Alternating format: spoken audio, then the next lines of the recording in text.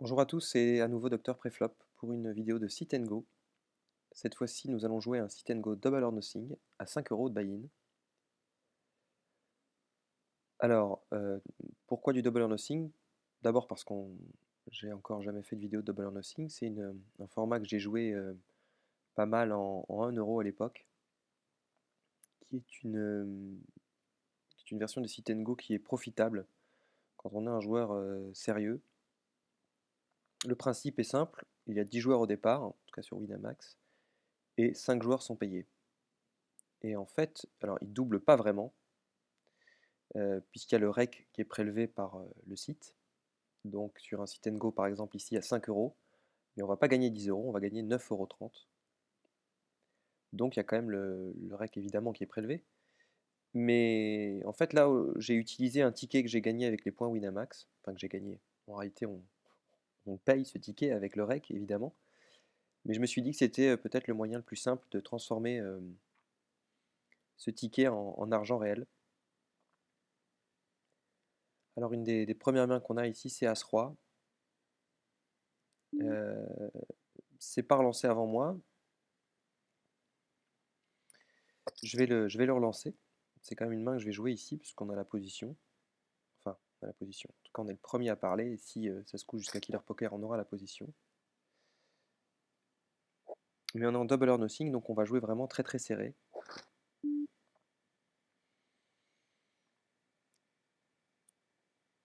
Ici, je vais faire mon c-bet à la moitié du pot. Alors, j'ai pas d'infos sur le para. J'ai regardé quand même un petit peu les stats Sharkscope de tous les joueurs. Et c'est plutôt des règles. Ici, je touche mon roi. Je vais envoyer 200.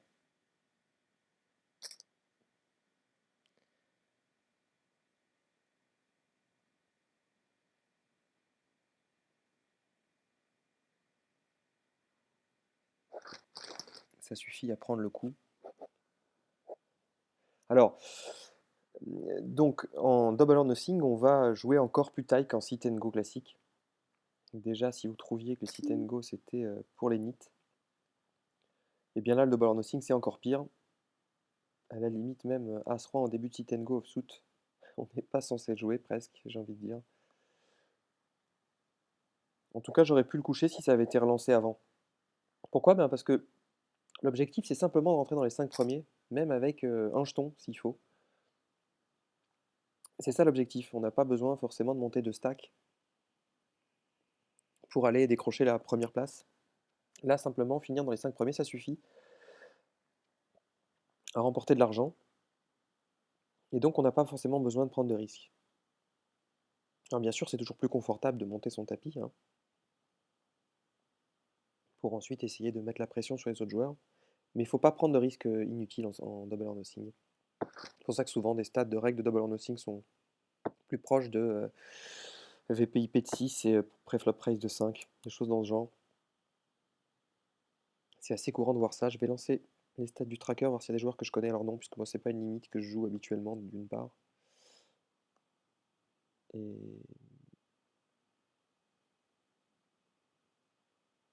oui, non, c'est tout. C'est pas une limite que je joue, donc c'est pas forcément des joueurs qui vont jouer autre chose que du 5 euros. J'ai fait une recherche Artscope avant de lancer la vidéo. On a de très bons règles ici. Condors notamment, qui est un joueur largement gagnant, qui est un très très bon joueur. Il se trouve qu'il est à notre droite.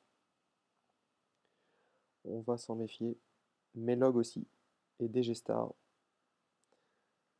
sont a priori de bons joueurs. Concernant les autres, j'ai pas plus d'informations que ça.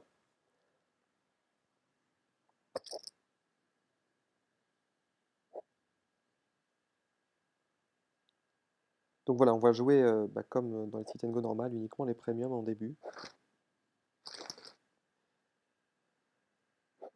Et ensuite, on va pouvoir aussi élargir notre jeu à l'approche de la bulle, mais on va quand même rester beaucoup plus nit. Ici, un Limp UTG de Hold Up 2012. Je suis assez surpris de voir encore ça à 5 euros et en double or nothing. Parce que là, il va vraiment laisser rentrer plein de mains. Il peut aller s'enferrer dans un coup perdre beaucoup d'argent, voire sortir du tournoi. TG Star, a priori ici, qui prendra aucun risque, hein, s'il ne touche pas une grosse main, étant un reg de la structure.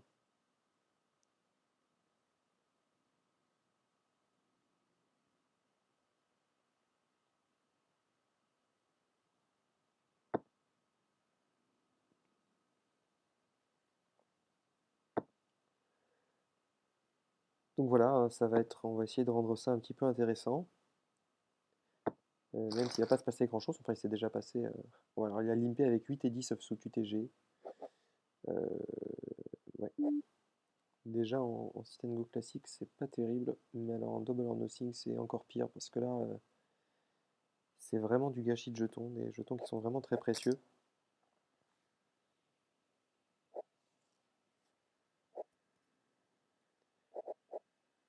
Encore un limp de Killer Poker ici.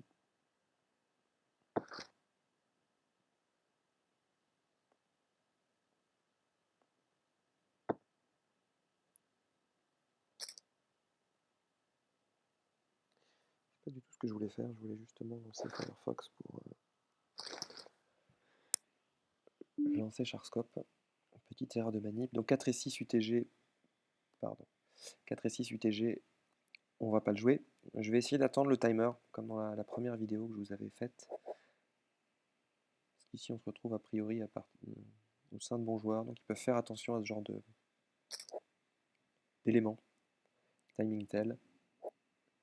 Encore des limps, je suis assez surpris. Je m'attendais pas à autant de limps.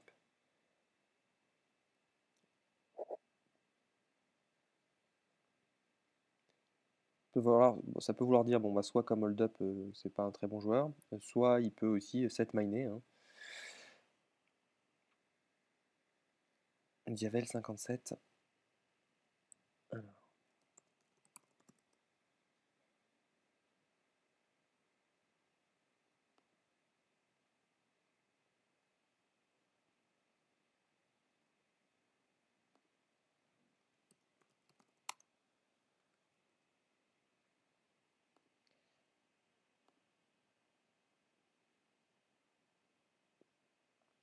Ah, il a caché ses stats, on ne saura pas plus sur lui. Hold-up 2012.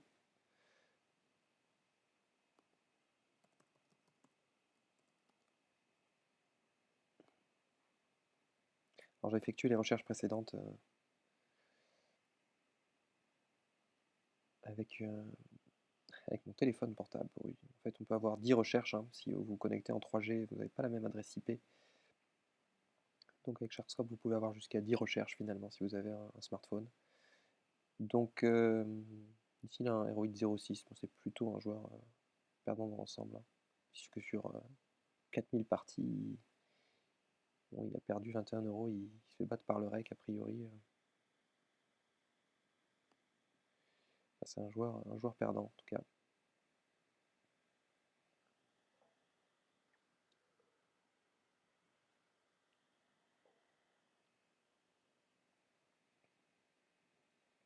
Alors donc, un limp de Diavel 57. Très bien le dub qui prend. Alors, soit qui est away, soit qui prend son temps. À mon avis est away. Et Condors qui lui est le shark, en tout cas le joueur dont on va se méfier, parce qu'il avait vraiment de super stats, enfin un profil assez hallucinant.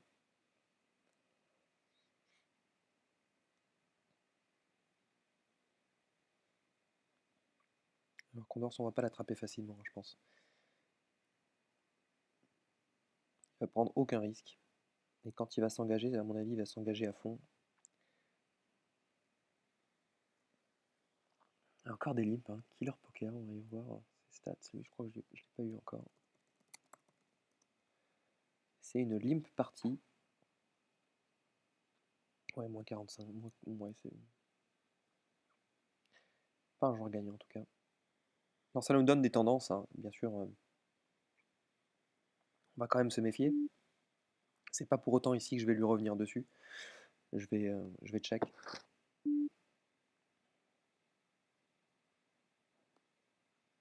Pareil, sur ce board-là, je vais pas prendre trop de risques. Je touche mon 10. Bon là, par contre, je vais essayer de prendre le lead. et ça suffit à prendre le coup. De toute façon, s'il avait rien, voilà, il a couché, hein. Je me serais méfié s'il avait suivi. On aurait vu à la river.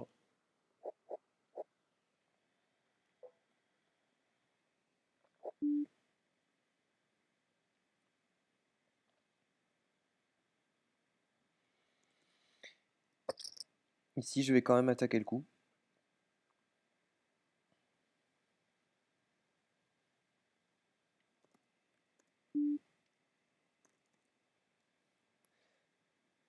J'ai un flop plutôt favorable à un c-bet, donc je vais attaquer.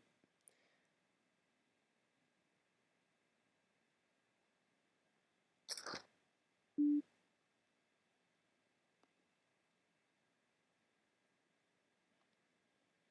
petit peu de résistance ici. On va pas s'enflammer sur ce coup-là.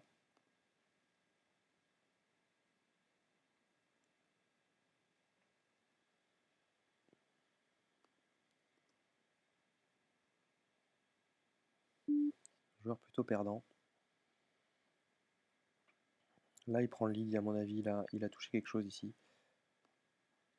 On va abandonner le coup tout simplement. Pas prendre de risques. T'es pas forcément obligé, hein, d'attaquer le coup avec ce A6. Mais on a joué assez classiquement. Même si le para, a priori, c'est pas forcément un très bon joueur.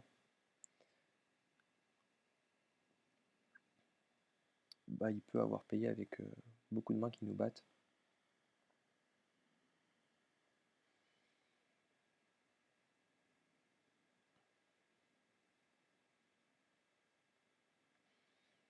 Donc voilà, on joue très tight. Même là, la rigueur à 6, c'était couchable, hein. Justement pour éviter ce genre de situation, c'est bien que la situation se soit présentée, au moins ça illustre, hein. C'est-à-dire de pas. On a engagé quand même des jetons. Bon, on n'a pas pris trop de risques, mais on a quand même perdu des jetons, j'allais dire presque inutilement là. D'autant qu'on manquait un petit peu d'informations sur ce joueur. Est-ce qu'il défend beaucoup ses blindes? Ben, on ne sait pas. Il avait peut-être aussi une main légitime.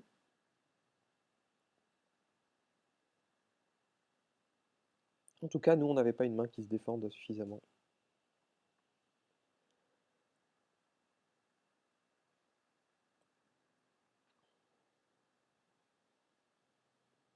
La rigueur ici, peu importe, on n'est pas allé au showdown, donc les autres joueurs n'ont pas vu notre main. Donc on n'a rien dévoilé de notre jeu.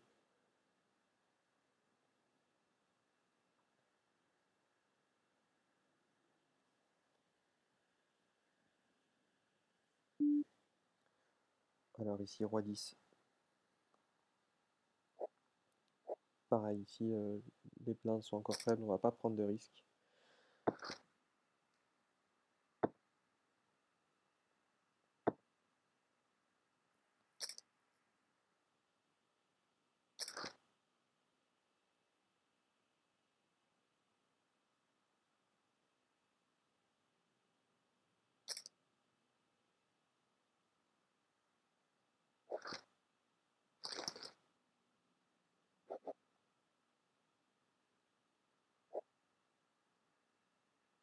Sept et 9, on va folder.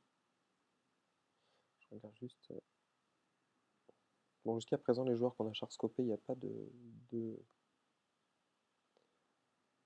gros joueurs.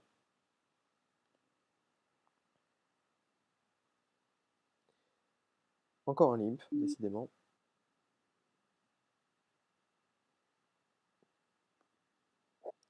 7 et 9 en couche.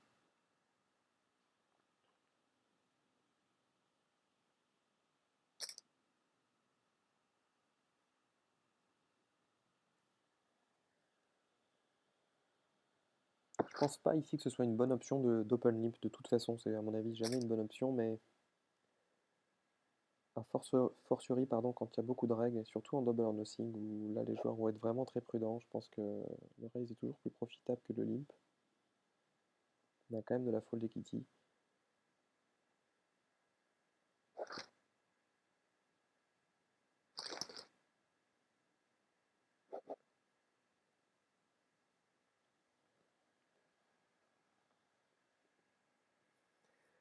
Roi 5 offsuit. On va coucher également. C'est sûr, pour le moment, il n'y a encore pas beaucoup d'action. Mais les blindes vont quand même augmenter relativement rapidement. C'est un semi-turbo.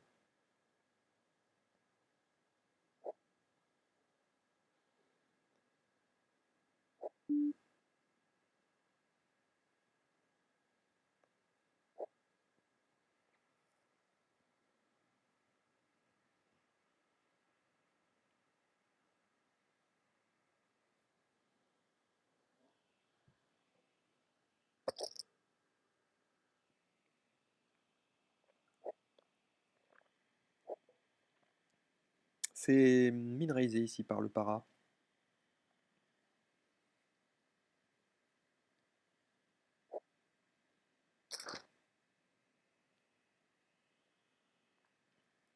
Et complété par DG-Star qui prend le lead. Donc il mise la moitié du pot.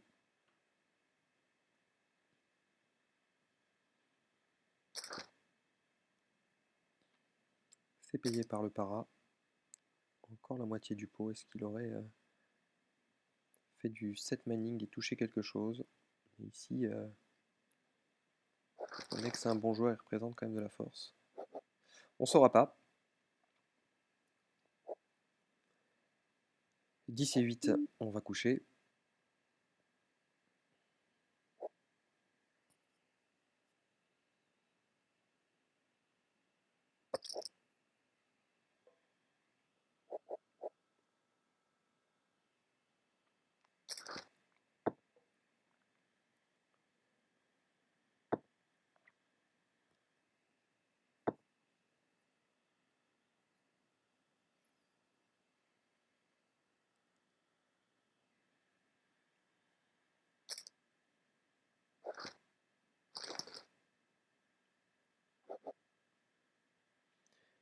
Para qui rentre dans beaucoup de coups. Déjà une première indication. 6 et 8, on couche.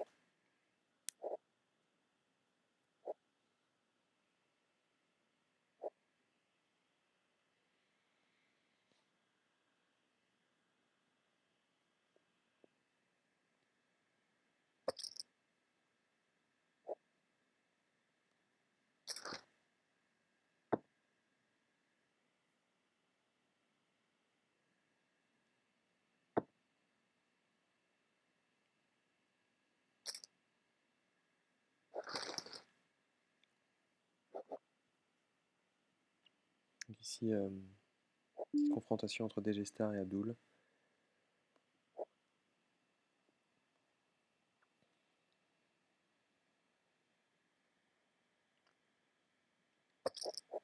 Toujours pas de sortant hein, pour le moment. Alors là, le para qui relance à 180 du coup. Tout à l'heure, il faisait des min-raise.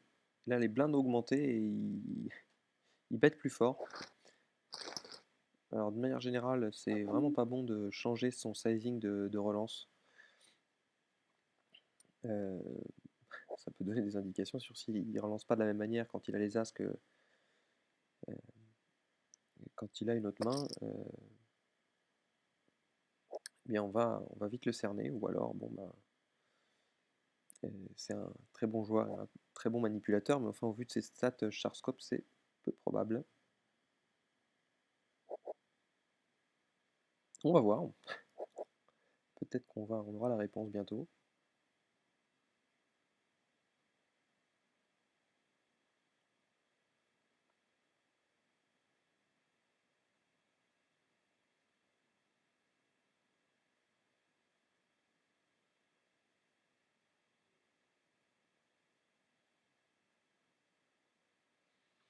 Allez, hold up. Problème de connexion, visiblement.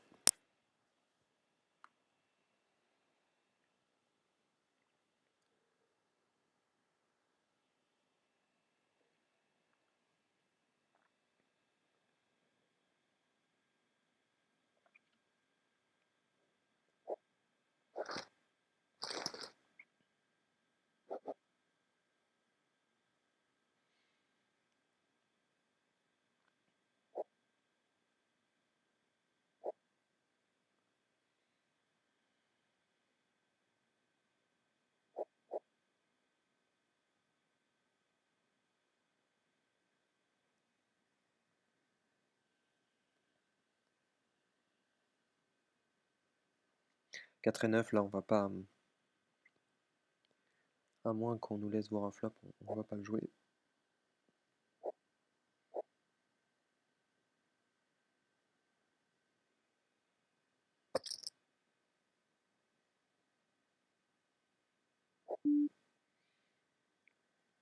Pas de raison ici de prendre de risque ou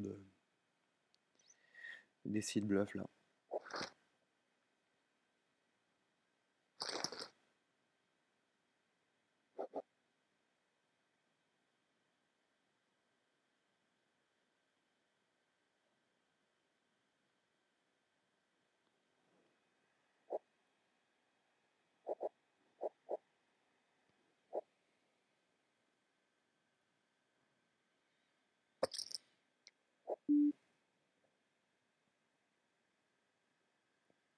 Idem. On va voir si le parrain aime bien qu'on lui pique sa blinde ou pas. Enfin, se laisse faire sur sa blinde. Ou s'il défend systématiquement. Pardon. Tout à l'heure contre nous, il a défendu.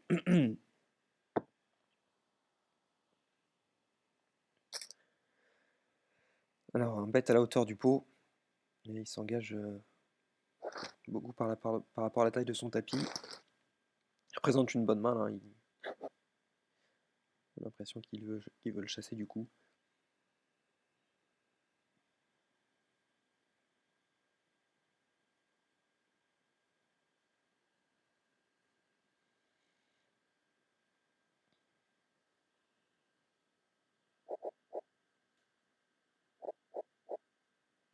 « 10 et 6, on va pas attaquer.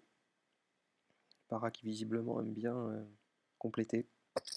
Enfin, en tout cas, sur 2 coups, on l'a vu. Hein, il y avait peut-être à chaque fois des mains légitimes, mais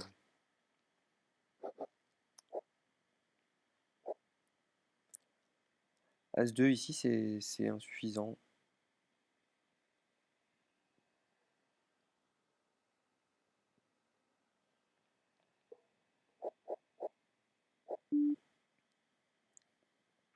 On va pas bien se défendre post-flop ici.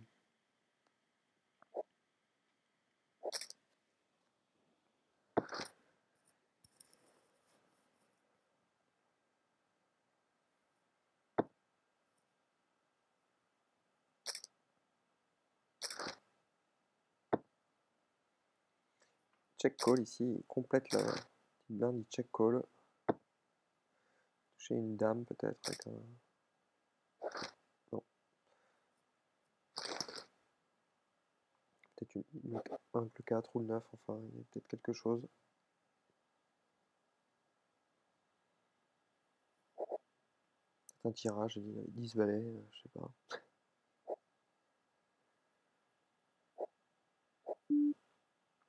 4 et 10, on va coucher.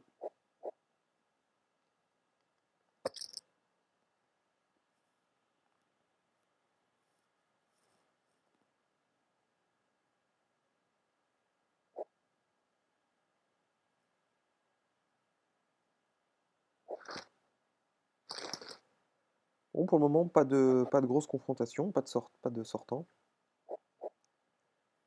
Ça s'accroche.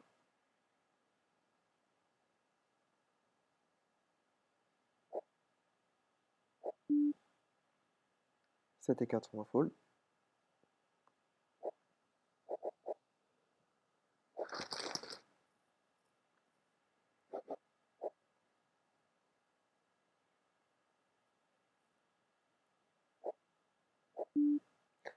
Roi 3 ici, pareil.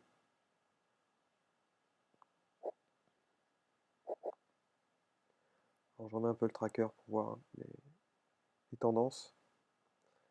Bon, bah, le para qui joue 39, 22, bon, même si encore une fois c'est pas suffisant, mais on a déjà des profils, vous voyez, Condors qui joue 4-0, 9-0.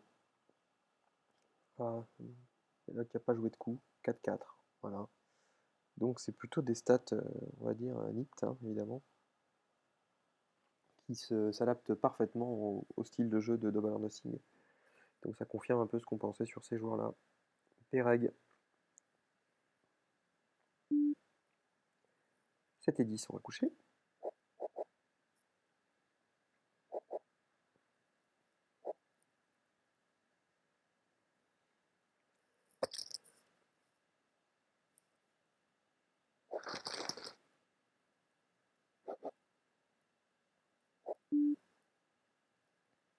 6 et 7 également.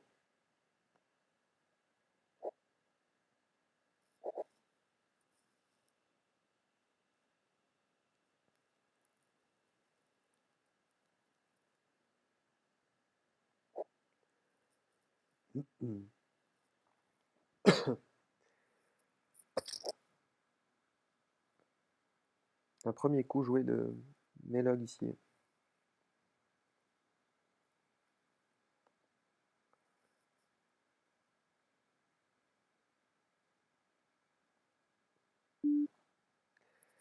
Bon, UTG 4 et 5.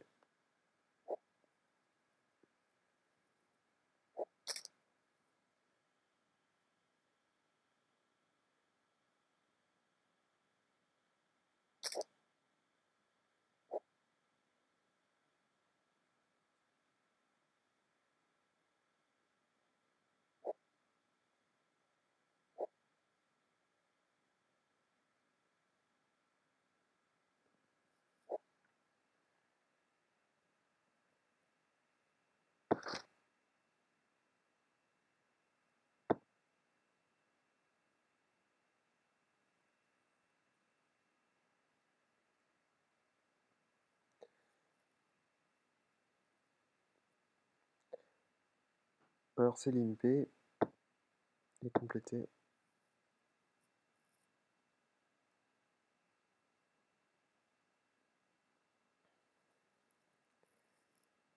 De limp ici de Killer Poker et Diavel.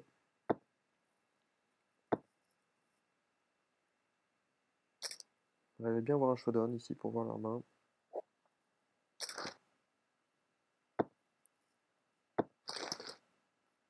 18, Dame 7, waouh. Waouh, waouh, waouh, waouh, waouh.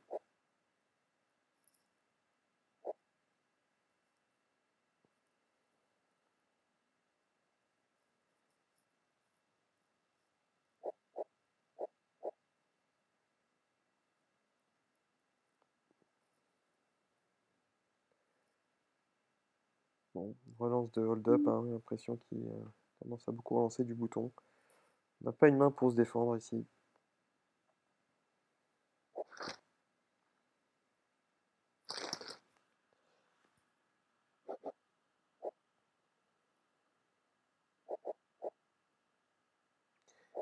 C'est vrai que c'est un petit peu ennuyeux le double or nothing parce qu'on joue pas beaucoup de mains et il se passe pas grand chose. Ici le para, bon dame 3, on a vu qu'il avait tendance quand même à beaucoup défendre ses blindes, c'est pas une main suffisante du coup pour l'attaquer. Pour un joueur qui va beaucoup défendre, ben, il va falloir une main plus forte.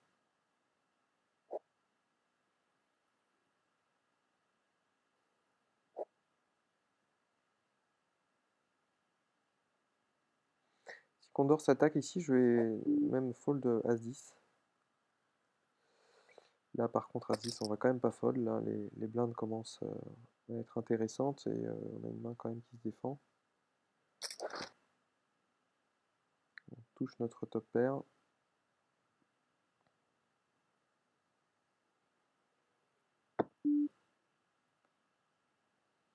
On va faire notre c-bet à hauteur de 2 tiers du pot.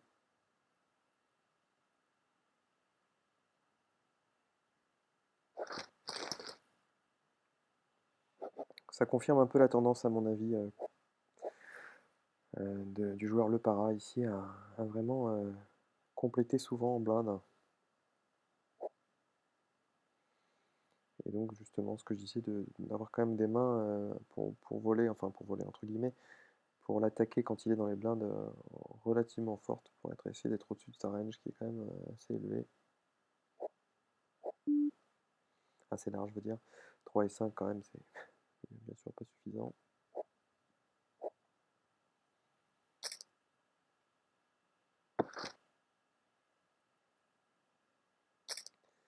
Killer Poker et Diavel qui aiment bien jouer tous les deux.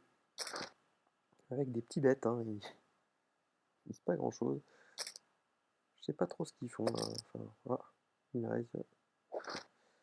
Waouh. Ouais. Alors là, je suis vraiment incapable de vous dire ce qu'ils avaient. À mon avis, ils pouvaient avoir tout et n'importe quoi.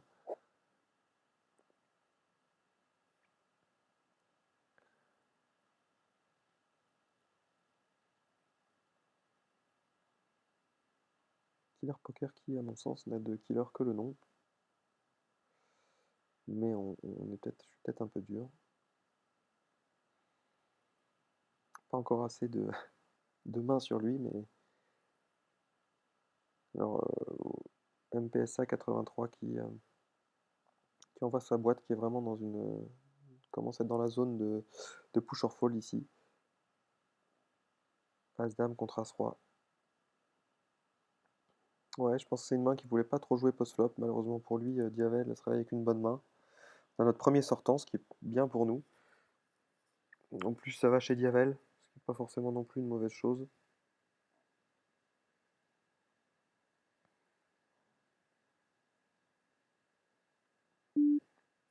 C'était 8. On couche.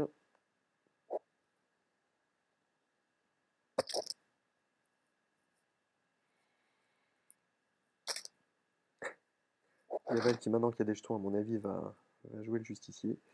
Bah, c'est bien, hein, si ça nous permet de faire sortir des joueurs. Je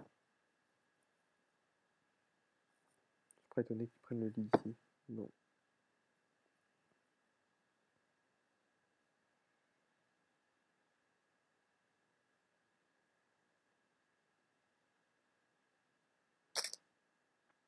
« 180 dans un pot de 660, c'est bizarre, hein.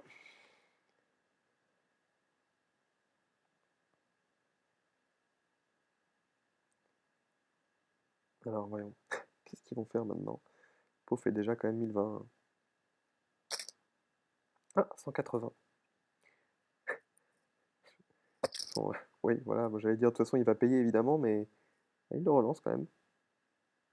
Alors maintenant, que va faire le para? Il paye, il avait les jacks quand même. Et oui, voilà, il avait les jacks et... Alors bon, ceci dit, il a quand même raise, mais il a raise à 2 big blinds.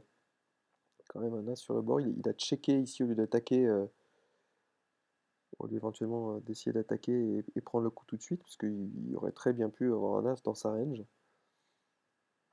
En plus, le flop ici avait quand même deux trèfles, on sait jamais.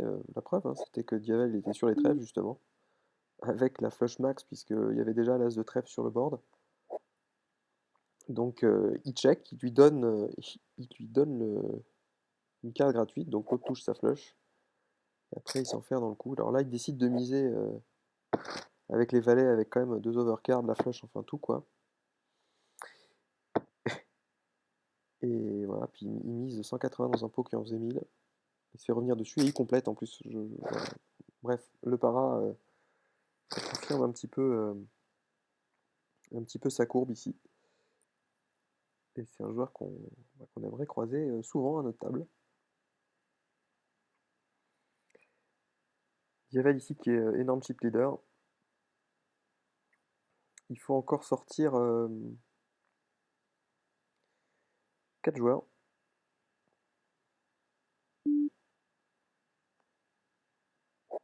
Les joueurs les plus shorts sont à notre gauche.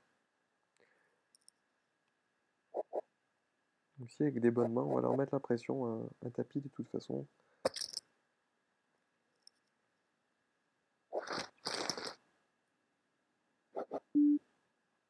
Alors, paire de 3, de toute façon je suis UTG, il y a beaucoup de joueurs alors, évidemment à parler derrière moi, donc je ne vais pas jouer.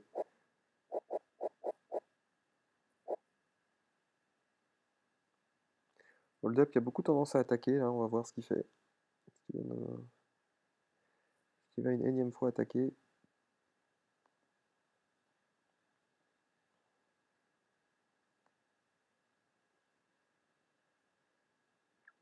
Il y a un blind steal attempt de 100%, voilà, il attaque. En gros, ce que ça va commencer à énerver, il lui revient dessus. À mon avis, soit ça l'énerve et il sait que sa range est énorme et même avec une main moyenne, il lui revient dessus. Soit il est de toute façon, il a vraiment une bonne main, mais c'est bien joué de sa part, hein. Il vient de lui envoyer un message là, disant ça fait 100% du temps que tu voles mes blindes. Vu le joueur qu'il a là, il avait quand même une main qui se défendait, hein. Il n'a pas fait ça avec R à mon avis.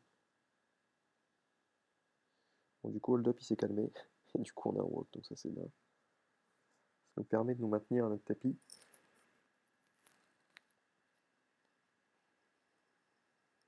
Un limp de Diavel.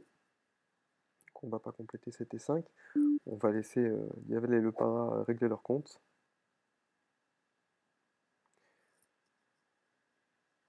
De toute façon, même s'il part à tapis, je pense que Diavel va compléter. Ah, il n'envoie pas tout à fait son tapis, il garde 15 jetons au cas où. Voilà. Peut-être que là, il va pouvoir fold, hein, parce qu'il y a un board dangereux. Non, non, évidemment, il met les 15. As 7. Et le para qui floppe sa quinte. Et il est de retour dans le jeu. Bon, ceci dit, là, à la place du para, envoyé avec 10 et valet, c'est pas horrible, hein. Ce qui est horrible, c'est plutôt de la part de Diavel de limp avec As-7.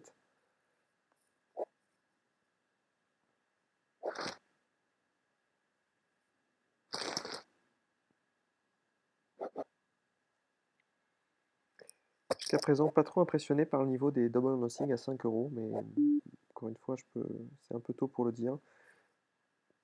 Mais là, qui a un reg qui relance UTG, bon, avec Dame 6, de toute façon, c'est pas suffisant. Mais on va se méfier. Le para, lui, il se méfie pas. Et il flat call, là.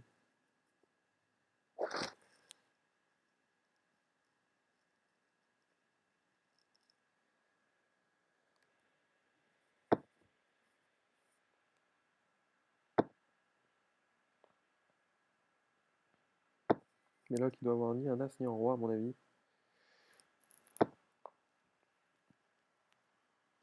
On va peut-être voir un showdown. Ah, non. 160 dans 880, évidemment payé tout de suite par Melog. Et puis le para qui nous repasse devant. Donc, 2, on va coucher.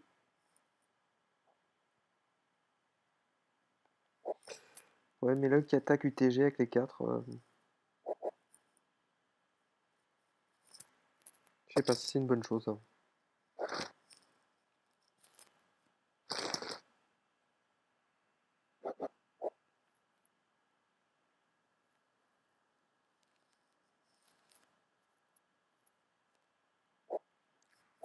Pareil, ici les 3, je vais pas attaquer, je vais pas jouer. Il y a 3 joueurs ici qui sont short sur la moitié de mon tapis. Ils vont revenir facilement dessus. Les 3, la plupart du temps, dans le meilleur des cas, j'aurai un flip. Il y aura de meilleures situations.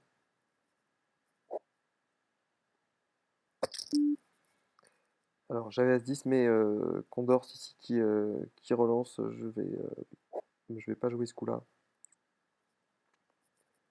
Pour relancer d'où il relance, il a certainement mieux que moi.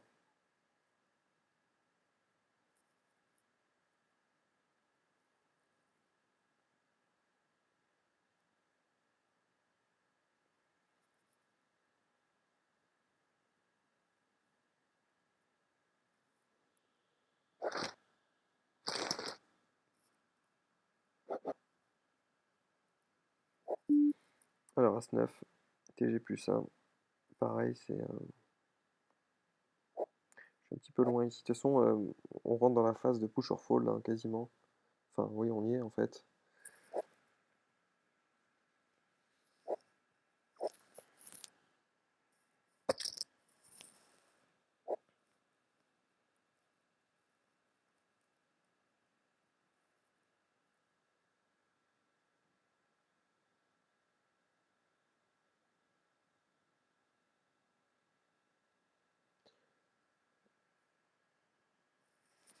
Hold-up, toujours ces problèmes de connexion. Abdul ici qui a probablement quelque chose, hein. Il a joué 2-2, même si on n'a pas beaucoup de mains encore une fois, mais plus je crois de mémoire, j'avais Sharkscopé, je crois que c'est un joueur gagnant.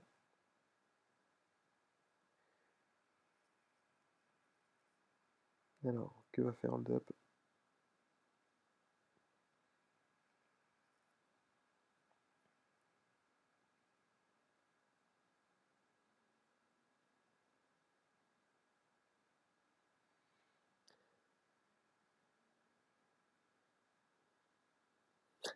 il va se redéconnecter visiblement.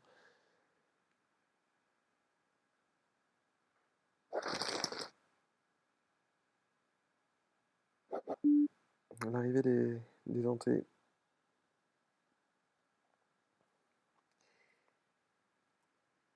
Et donc là maintenant on est vraiment en phase de push or fold.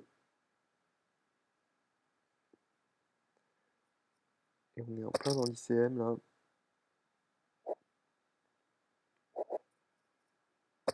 Donc c'est de la survie, hein. Trouver les bons spots, push quand il faut, et puis prier très fort. As-Roi contre As-7.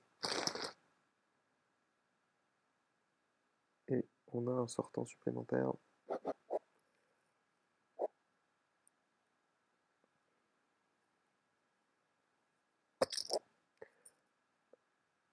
Alors, ici un push de Mélog à 6, c'est un petit peu juste pour call. À la rigueur, je l'aurais push contre le para, mais ici pour call, c'est trop juste à mon avis.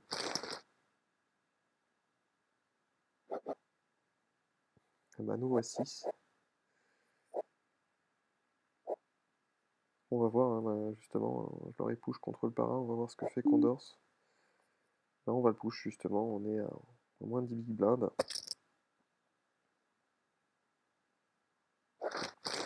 Alors certes, avant, quand les blinds étaient plus petites, j'aurais pas forcément fait une simple relance contre lui, parce qu'il aurait beaucoup complété. Autant je pense que là, j'ai quand même de la fold equity, donc par contre j'en ai pas beaucoup contre Diavel, qui est quand même un joueur large pour du double or nothing. En plus, Condors qui part à tapis, donc là, avec notre as-roi, on est très loin derrière, à mon avis.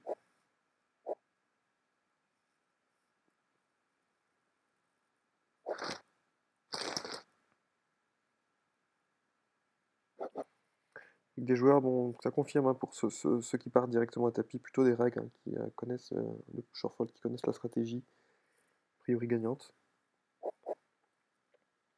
7 et 2, on va pas jouer.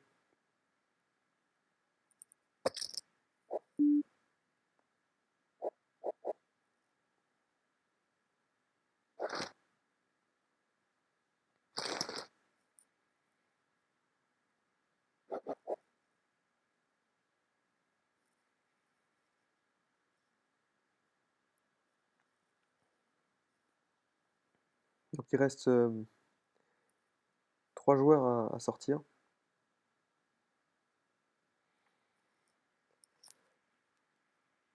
On essaie de se maintenir dans notre position. Donc hold-up qui part à tapis ici, 8 et 10 c'est insuffisant, beaucoup de joueurs apparaissent derrière nous.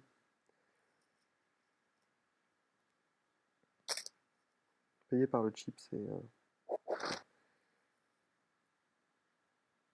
bon, c'est un flip et il touche son roi à la river, donc il nous sort un joueur de plus, donc ça c'est très bon pour nous.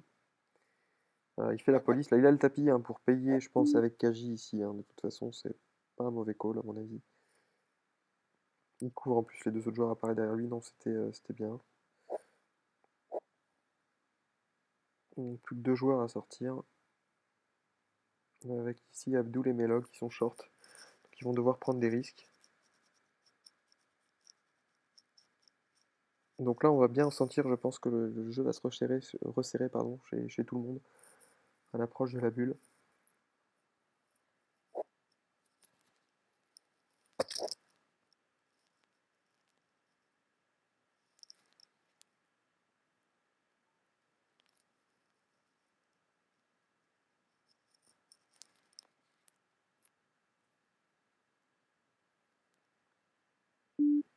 Mais ils sont loin d'être morts, hein, puisque vous voyez que, vu le niveau des blindes, ils vont, même rien qu'en prenant les blindes, ils vont récupérer pas mal de leur tapis.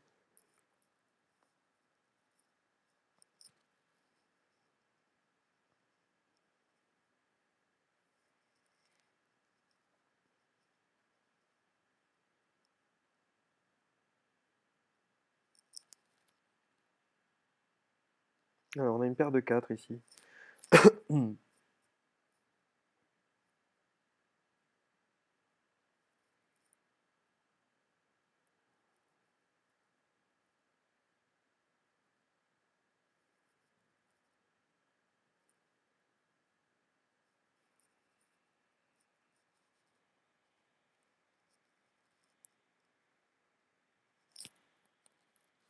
Alors c'est juste relancé, c'est bizarre ici, ça sent plutôt le trap. Alors je vais pas compléter pour. Je pense que si je relance ici, je suis snap call, hein. Euh, alors je sais pas trop avec quel range de main il peut faire ça, mais à mon avis ici il faut fold la paire de 4.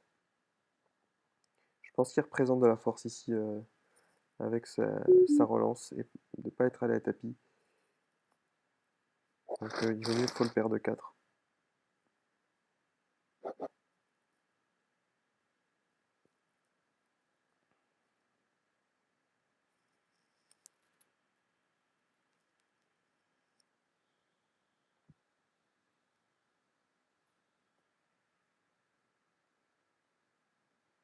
J'aurais pas été étonné ici qu'il ait une paire, une bonne paire servie, une paire moyenne, voire une grosse paire.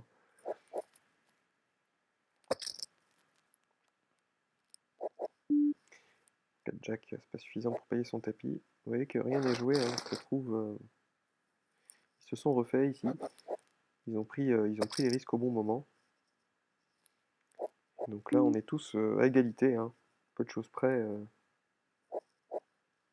Donc là, c'est du push or fold et le DCM à fond.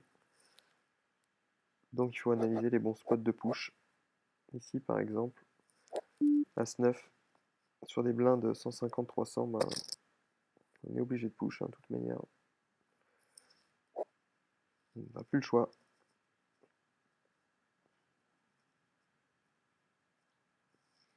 Il faut soit doubler, soit sortir, soit ramasser les blindes.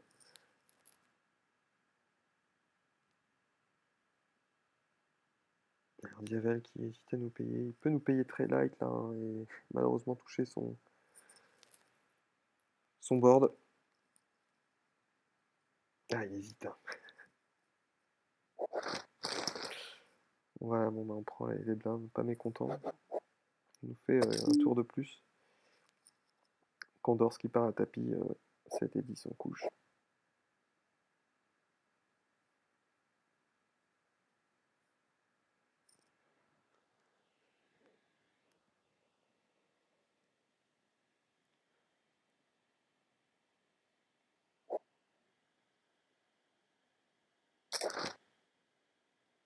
As-Valet contre As-10. Et As-Valet qui flush.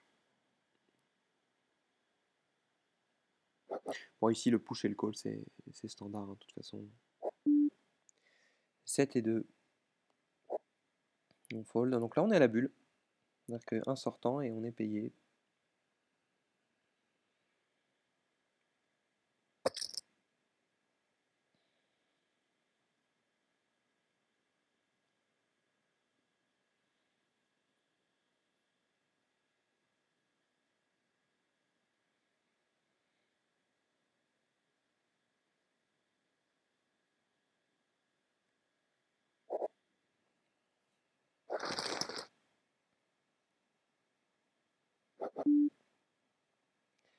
J4. C'est pas suffisant.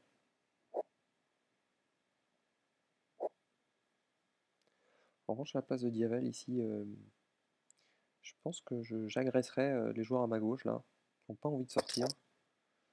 Et en plus, il a des jetons, donc il pourrait même partir à tapis, leur mettre vraiment un maximum de pression. Peut-être pas à tapis quand même, parce que Kandorski pourrait lui faire mal, mais même contre Condors, il perdrait la moitié de son stack. Donc il n'a aucun intérêt à faire ça, à partir à tapis, mais même relancer, il fait coucher pas mal de mains.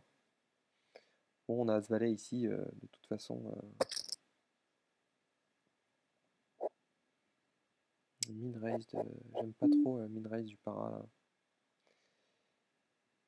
Ouais, de toute façon, je pense qu'il va snap call ici. C'est le para, hein, donc c'est pas ce que ça veut dire. Roi 8, ouais. Ça ne veut pas dire grand chose, donc bon, on le sort.